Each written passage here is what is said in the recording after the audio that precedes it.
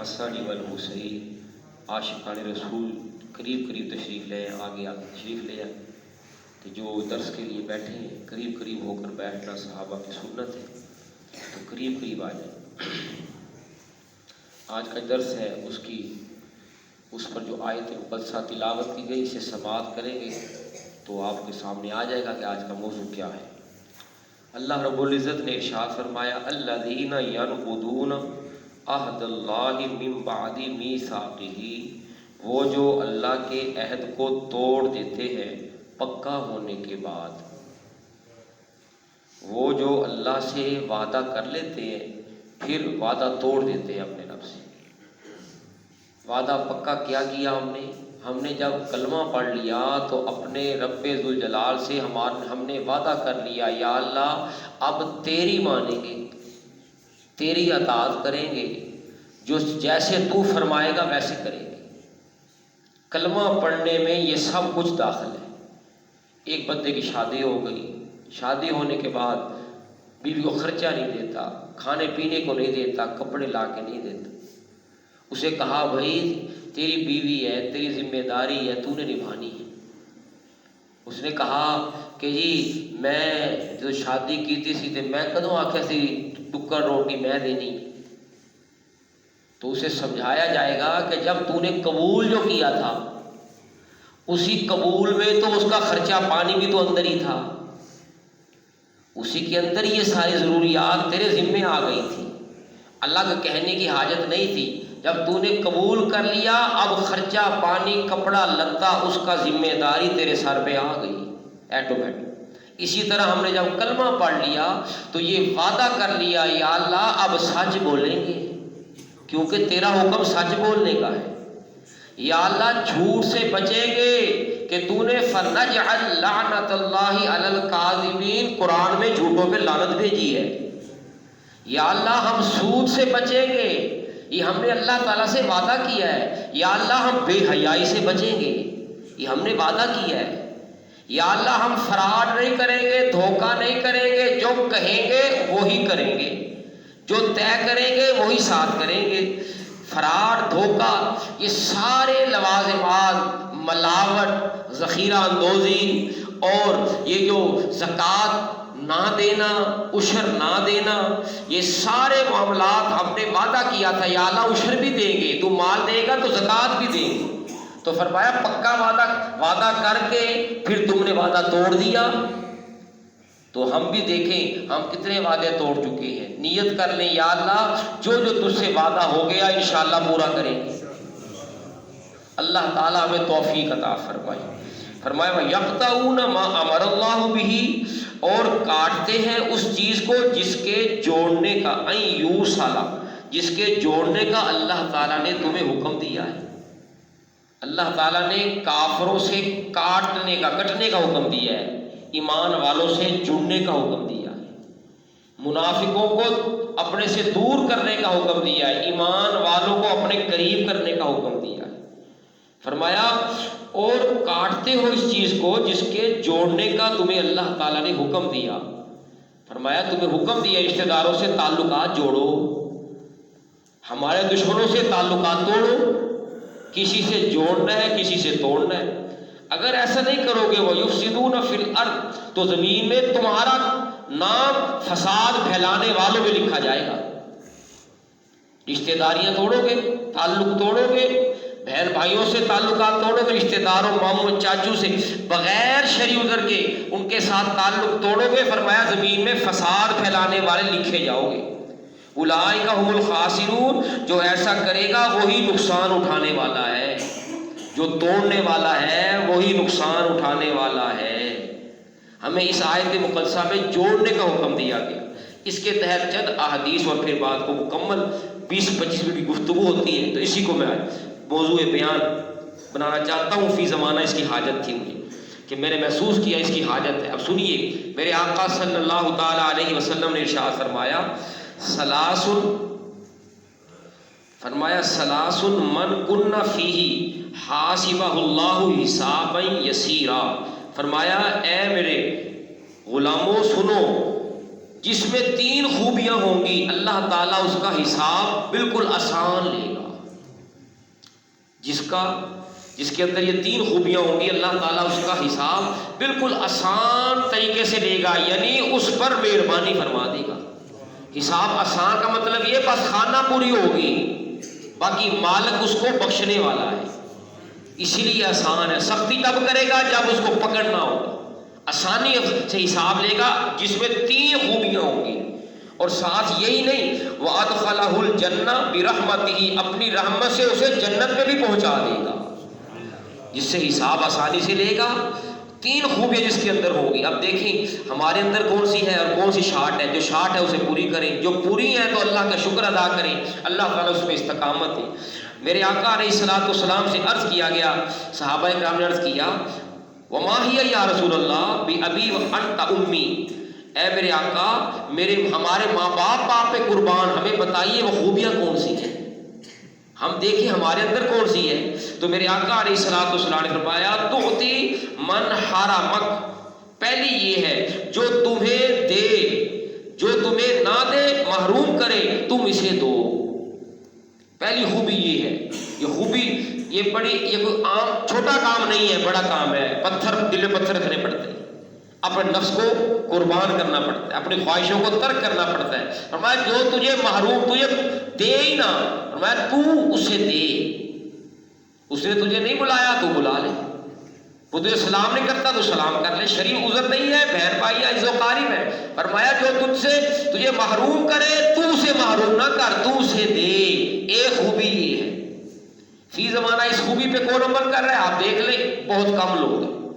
لوگ کہتے ہیں آکھے جی او سانو نہیں پوچھدا تے اسی انہوں نہیں پوچھتے، او سانو نہیں کچھ کردا، قربانی کا گوشت نہیں گھلیا تے اسی بھی پھر گوشت نہیں گھلتے، وہ بھی کوئی تحفہ نہیں گھلتا تے اسی بھی نہیں گھلتے۔ میرے آقا پاک نے فرمایا پہلی خصلت یہ ہے کہ جس کا حساب اللہ آسان لے گا، جو تجھے محروم کرے تو اسے دے، وَتَصِلُ مَنْ قَطَعَكَ، اور جو تم سے توڑے تم اس سے جوڑو، اور تیسرا امن وَتَعْفُ عَمَّنْ ظَلَمَكَ، اور جو تم پر ظلم کرے تو اسے معاف کر دے۔ یہ 3 خصلتیں بڑی ہی مشکل ہے، مقدروں والا ہے جس پہ عمل کرنا ہے، ورنہ ہر کوئی کہتا ہے یا سیدھے پتھر کا جواب پتھر نہ دے دیں، ہم بدماشوں کے ساتھ بدماش ہیں، شریفوں کے ساتھ شریف ہیں، ہم ایسے بھی کہہ دیتے ہیں۔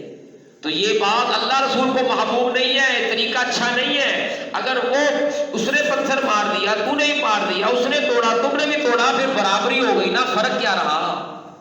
تم نے نہیں دیکھا میرے آقا کریم علیہ الصلوۃ والسلام طائف میں تشریف لے گئے، میرے آقا پر پتھر برسائے گئے، میرے آقا کے قدموں میں کانٹے بچھائے گئے، میرے آقا کے نالین شریف خون سے تر بھر گئے ہیں، میرے آقا کریم صلی اللہ تعالیٰ علیہ تکلیف کی وجہ سے، ظاہری تکلیف کی وجہ سے حضور تشریف فرما ہو گئے ہیں، وہ پھر آپ کو اٹھاتے ہیں، اذیتیں دیتے ہیں۔ پھر وہ وقت آیا کہ حضور کی بارگاہ میں جبریل علیہ السلام حاضر ہوتے ہیں، حضور اگر آپ اجازت دیں تو ان کو خاک کر دے، 2 پہاڑوں کو ملا کر انہیں ملیا میٹ کر دیں۔ تو میرے آقا پاک نے کیا فرمایا؟ فرمایا نہیں اے جبریل، یہ نہیں جانتے میں کون ہوں، یہ نہیں پہچانتے میں کون ہوں، میں انہیں مٹانے نہیں آیا، میں انہیں جہنم سے بچانے آیا۔ تو پھر وہ وقت آیا، فتح مکہ ہوا، تو کفار کو ڈر تھا حضور بدلے لیں گے، گن گن کے ہم نے زیادتیاں کی تھی، حضور بدلے لیں گے۔ جب حضور تشریف لائے، میرے آقا پاک نے فرمایا جس نے ہمارے ساتھ زیادتی کی ہم نے سب کو معاف کر دیا، حضور نے سب کے لیے ہم معافی کا اعلان فرما دیا۔ تو میرے آقا کا کردار یہ ہے، ہم حضور کے غلام ہیں، ہم تو بھائی کو معاف کر، بلکہ میں کوئی بات باپ نے کہی غلطی سے کوئی بات کہہ دی، باپ ہے بڑا ہے، ہو گئی تو کوئی بات نہیں، باپ کو درگزر ہی کرنا چاہیے تھا۔ ہم نے دیکھا کئی بیٹے سالوں سال گھر میں رہتے ہیں، باپ سے نہیں بولتے، ایسے ہے کہ نہیں؟ ایسے ہے، ماں سے نہیں بولتے بھائی کے بجے، بلکہ مجھے کسی نے بتایا، کہا کہ شادی شدہ بہن ہے، 3-4 بچوں والی ہو گئی ہے، شادی سے پہلے بھائی سے لڑائی ہوئی تھی، اب تک بھی نہیں بولتی، شادی سے پہلے بھائی سے گھر میں کوئی بات ہو گئی، شادی ہو گئی، 4 بچے ہو گئے، اب تک بھی اپنے بھائی سے اس نے قطع تعلق، بولتی بھائی آتا ہے وہ بولتی نہیں۔ اس نے کہا وہ ماموں بچوں نے کہا مر گیا، آ گئی ہیں کہ خون سفید ہو گیا. تو المختصر اس کی حاجت اس لیے ہوئی کہ اگر کسی نے اپنے بہن بھائی کے ساتھ معاملہ ہو گیا درست کر لیا, منا لے بہن ہے آپ کی, بہن غلطی ہو گئی مجھے معاف کر دو, بھائی مجھ سے غلطی ہو گئی ہے معاف کر دو یار, آپ پہل کر لو. کیوں کہ میرے آقا علیہ الصلوۃ والسلام نے فرمایا جو جھگڑے میں پہل کرے گا, فرمایا اللہ پاک جنت میں بھی اسے پہلے ہی داخل کرے گا. تو ہم چاہتے نہیں ہیں, ہم چاہتے ہیں ہم جنت میں پہلے چلے جائیں یار, یہ اچھی تمنا ہے کیونکہ جنت میں جانے سے پہلے بڑی منزل ہے 50,000 سال والی, حساب و کتاب والی, پل صراط والی, میزان والی, پھر جا کے جنت میں داخلہ ہے. تو جس کو پہلے نصیب ہو جائے تو فرمایا جو پہلے صلح کرنے میں پہل کرے گا اللہ پاک اسے جنت میں بھی پہل عطا فرما دے گا. تو فرمایا 3 کام, 3 خوبیاں جس میں ہوں گی, تو فرمایا ذالک یدخل اللہ الجنہ, فرمایا اللہ تعالی اسے جنت میں داخل فرما دے گا. تو ان خوبیوں پہ عمل کرنے والے تھوڑے ہیں, بہت کم ہیں جو اس پہ عمل کرتے ہیں. اب سنیے اس حوالے سے مزید, اگر کسی نے ناراض کیا ہے تو راضی کر لے, کوشش کرے, کوئی ایسی بات نہیں, ماں کو بھی راضی کر لے, باپ کو بھی راضی کر لے, ماما ناراض ہے مامے کو بھی راضی کر لے, چاچا ناراض ہے چاچے سے بھی کو راضی کر لے. کس لیے اللہ راضی ہو جائے, اللہ کا محبوب راضی ہو جائے, بس اتنی بات ہے. اب سنیے عبداللہ بن مسعود رضی اللہ تعالیٰ عنہ فجر کی نماز کے بعد ایک حلقہ میں تشریف فرما تھے, یعنی لوگ بیٹھے جیسے آپ بیٹھے, تشریف فرمانے لگے, تم لوگوں کو قسم دیتا ہوں کہ اس مجمع میں کوئی شخص قطع رحمی کرنے والا بیٹھا ہے تو چلا جائے. قطع رحمی کا مطلب یہ ہوتا ہے جو تعلقات توڑنے والا ہے, جو اس مجمع میں بیٹھا ہے اس کے چلا جائے. حضور کیوں؟ فرمایا ہم لوگ اللہ عز و جل سے کیا فَإِنَّا نُرِيدُ أَن نَّدْعُوَ رَبَّنَا, ہم نے ابھی اپنے رب سے دعا مانگنی ہے, ہم نے اپنے رب سے سوال کرنا ہے, مانگنا ہے. اور وَإِنَّ أَبْوَابَ السَّمَاءِ مُرْتَجَّةٌ دُونَ قَاطِعِ رَحِمٍ, فرمایا سن لو, اور آسمان کے دروازے قطع رحمی کرنے والے کے لیے اللہ نے بند فرمائے ہوئے.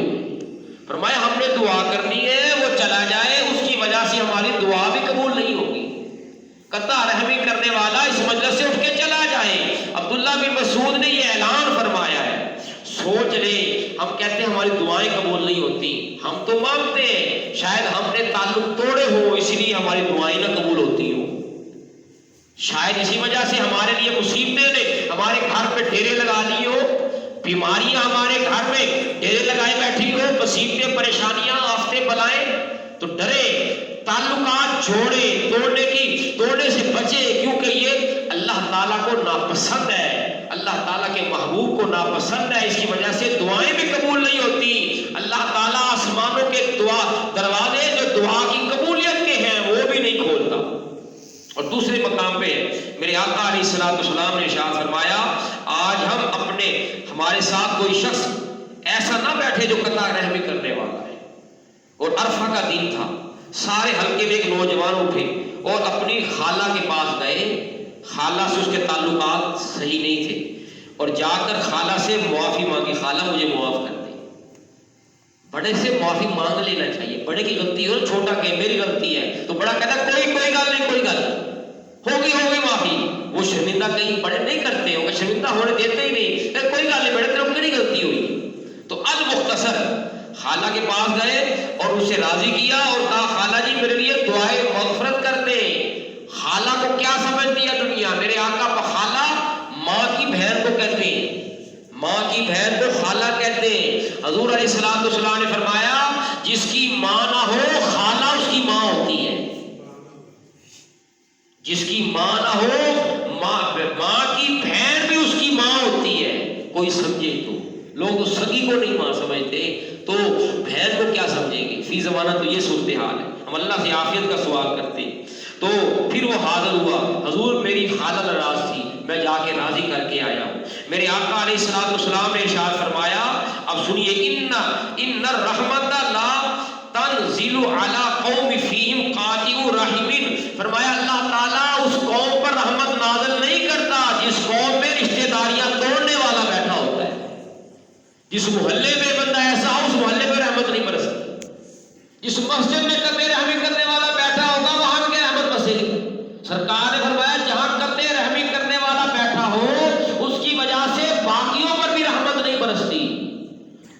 بڑی یہ محرومی ہے، کتنی بڑی یہ محرومی ہے.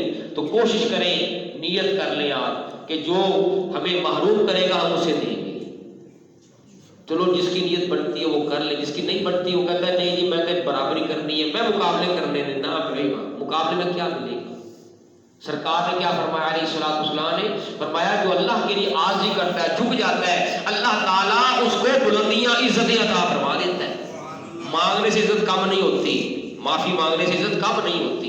تو بہرحال میری ذہن میں تھا کہ یہ بھی ایک پیغام پہنچا دیا ہے. ماہ رمضان شریف ہے، دوست احباب جمع ہوتے ہیں، تو آج کا یہ پیغام حضور کی بارگاہ سے میں نے آپ تک پہنچا دیا. کوشش کریں، کوئی ناراض ہے بہن بھائی، اگر کوئی بد عقیدہ ہے، کوئی اور معاملہ ہے تو اس سے تعلق توڑنا ہی ضروری ہے. اگر اس کے علاوہ ذاتی معاملات ہیں تو خدا ان تعلقات کو بحال کر لے. اگر بھائی کا حق آپ نے لیا ہوا دے دے واپس کر، بہن کا حق نہیں دیا واپس کر دے، دے دے اسے. دیں گے تو راضی ہوگی نا، معافی مانگ لی، اس کا حق دبایا ہوا ہے وہ راضی ہو. جس کا قرضہ دبایا ہے اسے معافی مانگو گے، پہلے قرضہ تو دو، اس کا حق ادا کر دو، اس کا حق ادا کرو، اس سے معافی مانگ لو کہ بھائی مجھ سے تاخیر ہو گئی، اپنا حق لے لو، قبول کر لو. دعا کرتے ہیں اللہ پاک جو ہم نے بیان کیا، جو سنا، اللہ تعالی ہمیں اس پر عمل کرنے کی توفیق عطا فرمائے. وما علینا الا البلاغ المبین.